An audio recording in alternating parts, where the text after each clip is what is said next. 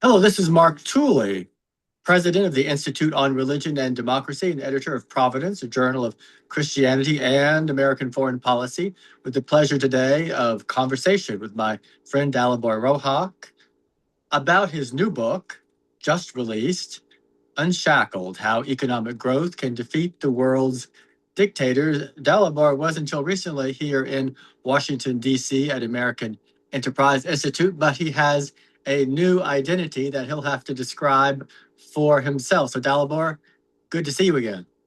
Good to see you too, and thank you for having me on.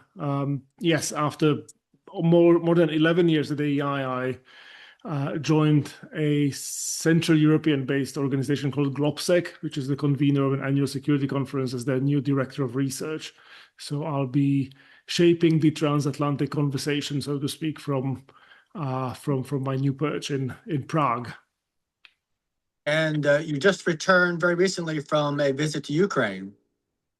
That's right. Yeah, I visited Lviv some 10 days ago, mostly in a kind of private, personal capacity. I wasn't really doing any work, but the visit drove home for me one important fact about Ukraine, which is that there are lessons to be learned from Ukraine that go way beyond just the questions of warfare and drone and counter-drone capabilities. And I think the most important lesson that Ukraine has to teach us is that political legitimacy and the sense of nationhood and the sense that we are in this together is not something that is just given to nations or taken away from nations. And it's something that can be built. And I think it's oftentimes built through situations of extreme hardship.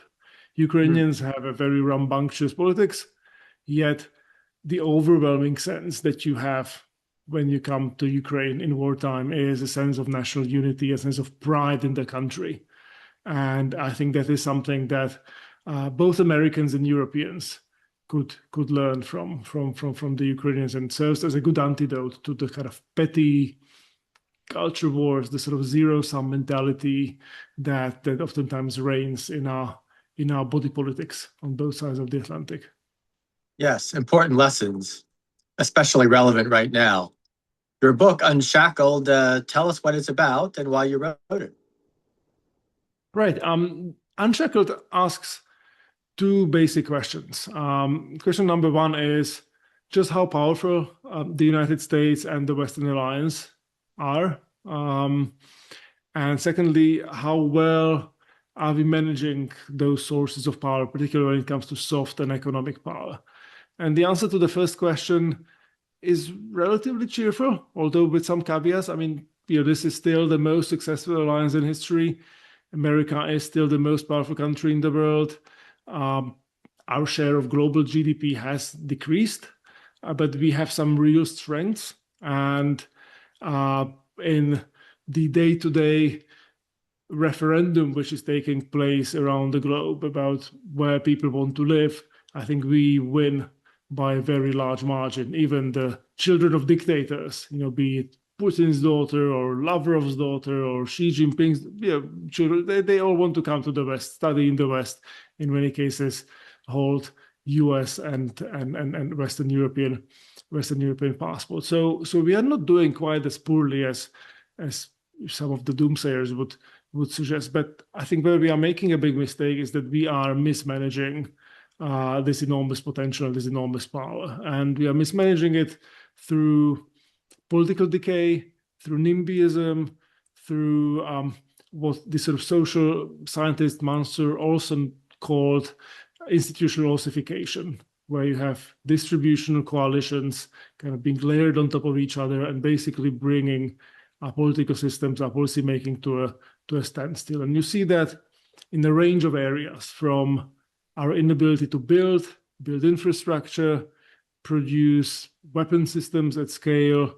You see it in macroeconomic data with a good 1 percentage point being shaved off our average GDP growth rates relative to the pre-1973 post-war period. And you see it also with the kind of inward parochial turn that our trade policy, both the US one and the European one, has taken. And as a result of that, I think we find it much harder than before to build broad-based coalitions You saw it after the Russian full-scale invasion of Ukraine, that you have basically a vast majority of countries around the globe, the so-called global south, just sitting this one out. And there was very little we could do to bring them on board. And so my book is a kind of a call for new liberal internationalism in some ways, which, however, needs to start at home.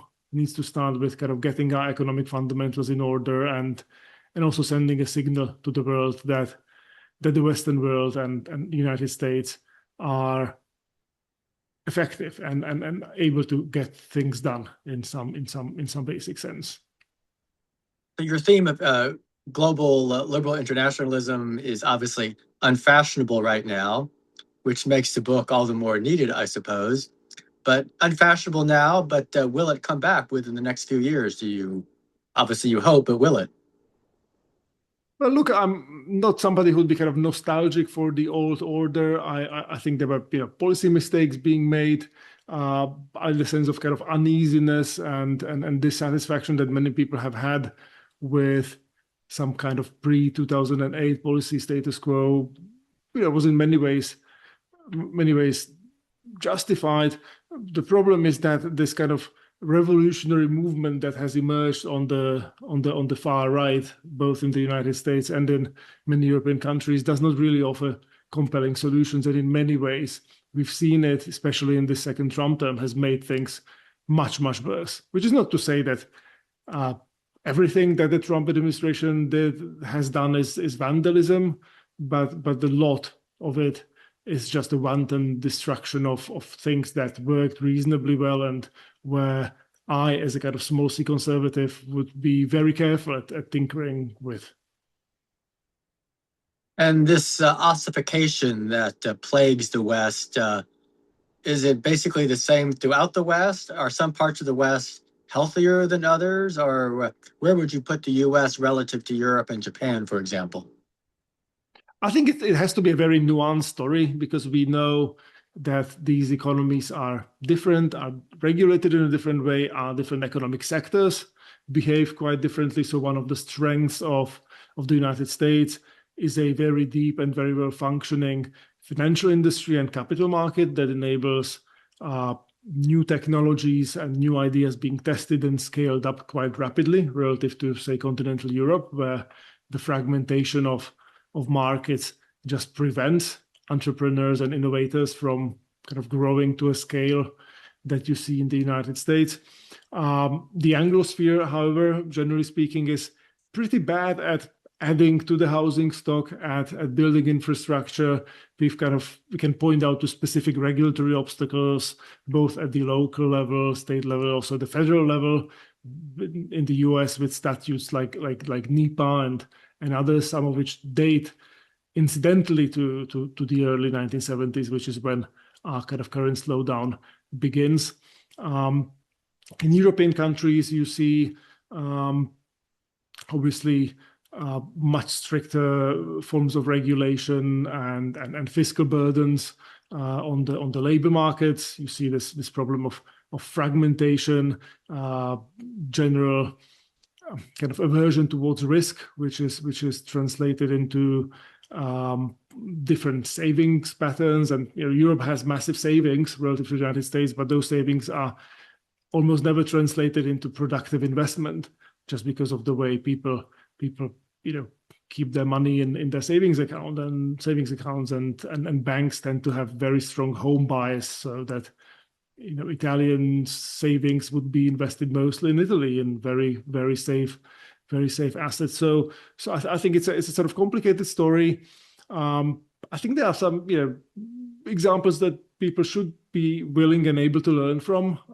To me, the Nordic countries offer an interesting mix of very flexible markets and deregulated markets with a fairly generous social safety net, suggesting that those two attributes of policy can be kind of disentangled. But obviously, I'm not suggesting that we should all be Scandinavians now. I think, but there's space for reform. I think that is safe to say in most Western countries that would generate a lot more economic growth, a lot more effectiveness, in our defense procurement, and also I think in all of our countries there is much greater scope for proactive, imaginative, and outward-looking trade policy relative to what we've had thus far. Is it accurate to say that populism, whether on the left or on the right, in Europe or in the US, is indifferent to hostile to economic growth, and this is part of the problem? I mean, populism, it depends on how you frame the issue. I mean, populism as such, I would sort of consider as kind of orthogonal to this conversation that we are having. Populism is a kind of political style form of politics, which is compatible with different policy agendas, right? Like my book is primarily about policy, and you could imagine a sort of populist-minded leader, perhaps Meloni could be an example of somebody who would be willing to entertain some of the policy prescriptions from my book. And indeed, I would say the first Trump administration, and to a lesser extent the current one, has undertaken policies that would be kind of compatible or aligned with what I suggest. I mean, I can't point to great many examples, but there have been efforts at deregulation. Secretary Hexet tried to make it easier for the Department of Defense to bring in drones and anti-drone technology and that kind of decentralized fashion that we know from Ukraine. I mean, these were kind of like small and baby steps, and I think the big picture in the United States in particular, big policy picture emerging from this populist administration, if you will, is quite bleak from where I sit. But I don't think that kind of should lead us to the conclusion that we only need centrist or moderate form of politics to advance this policy agenda. I mean, what I would like to actually see is a kind of cross-partisan, cross-ideological consensus built among some of the points that I put forward. I think there are sort of items on this agenda that could be, and already are in fact, appealing both to the center left and center right. I mean, in some ways, my book trails Ezra Klein's and Derek Thompson's Abundance, which makes kind of domestic argument about overregulation and housing and construction, and that's something that has kind of takers on both sides of the aisle, and I think we in this kind of scrambled political world have to probably be more imaginative in finding allies for particular kind of items on this agenda. You are from Eastern Europe, but how is Eastern Europe relative to Western Europe and the US on these issues? It's also a story that has to be kind of painted in or told in somewhat nuanced terms. I mean, not all Eastern European countries are the same. You have some incredible success stories, such as Poland, which in 1990 had the same GDP per capita as Ukraine. Prior to the full-scale invasion of Ukraine, Poland was almost 3 times as wealthy in real per capita terms than Ukraine. That was due to obviously the initial batch of pro-market reforms in the 90s, but also was driven by a real sustained kind of drive at improvement that we've seen over the entire post-1989 period. Today, Poland is part of the G20 group of largest economies in the world, has overtaken Japan in per capita GDP. The Baltic states similarly are a big success story. We have then other countries of the region. I mean, I'm recording this from the Czech Republic, which has been very successfully integrated into the German kind of supply and automotive chains. Might offer sort of less impressive a picture in terms of policy and economic reforms, but it has been lucky enough through its geography and its location. And there are also less successful examples. I mean, Hungary under Viktor Orban has started lagging behind its neighbors quite significantly. I think there's a lot of catching up that the new government has to do. There are countries such as Bulgaria, which is mired in a permanent state of political crisis and succession of corruption scandals. There's the Western Balkans, kind of caught in a no man's land between the West and the East. So I mean, it's pretty complicated. But I think there are some examples that really are kind of beacons of light, even in this European discussion. I think Poland and the Baltic states are the most important ones. And I think you already see that and also in the sort of geopolitical and international status that Poland is enjoying today. And where do you put Italy in this mix? I mean, Italy is a country where real per capita incomes have barely moved over the past 20 plus years. And I think that is a dramatic indictment of its political class. Italy, again, like Italy is a complicated country. The north of the country is doing far better than the south. There are pockets of economic growth and dynamism. But it is also a country that has proven incredibly difficult to reform and put on a sort of sustainable fiscal path. And it's a country that has experienced dramatic brain drain. I mean, many very talented Italian economists are, in universities in the United States and elsewhere, and there are reasons for that. And I would comment Luigi Zingales's book "Capitalism for the People." Maybe not.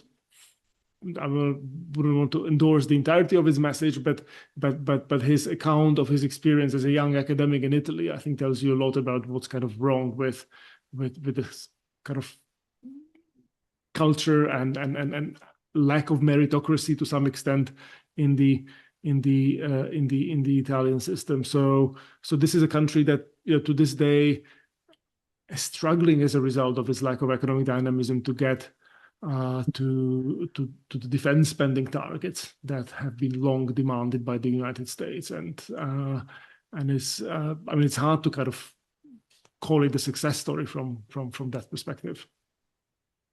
And as you note, the share of the global economic pie occupied by the West has declined with the rise of China, especially, but also India, Indonesia, and other smaller but rising economies. The U.S. share has basically stayed the same over the decade. I think it's about 22 or 25%, approximately. Do you see this trend continuing indefinitely, or has, for example, China peaked economically?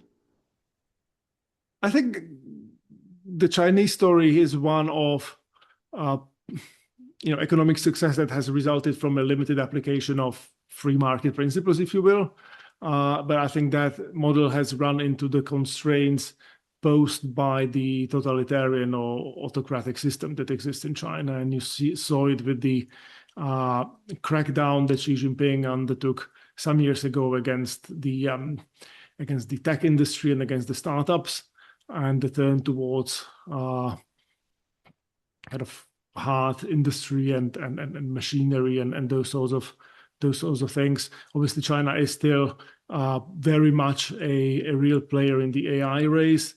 It has a real technological edge in a bunch of industries, including EVs and solar energy and others. But it's also a country that has some real weaknesses.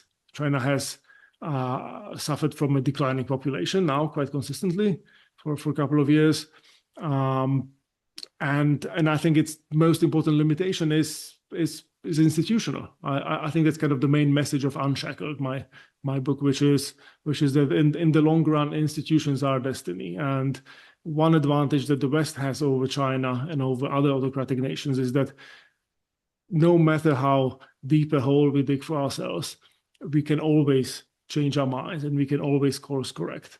With the lack of open discussion and these kind of feedbacks that are provided both by the market forces and also by democratic accountability, I mean, it's much harder for Xi Jinping or Vladimir Putin to change course. And I firmly believe that in the long run, in a sufficiently long run, this will prove the undoing. And you see it in the different asset bubbles that have emerged in China, the kind of construction booms and the perpetual need to kind of bail out companies, and I think there are some real weaknesses to that model, and I think they're illustrated most importantly by the fact that there are very few people from around the world who would want to go to China and build their lives there, and I think that is kind of a source of kind of self-confidence that we really should embrace and try to leverage. Well, on that positive note, thank you, Dalibor Rohac, and I look forward to reading your just released book, Unshackled: How Economic Growth Can Defeat the World's Dictators. Look forward to seeing you on your next visit to Washington, D.C. Likewise. Mark, thank you so much for having me.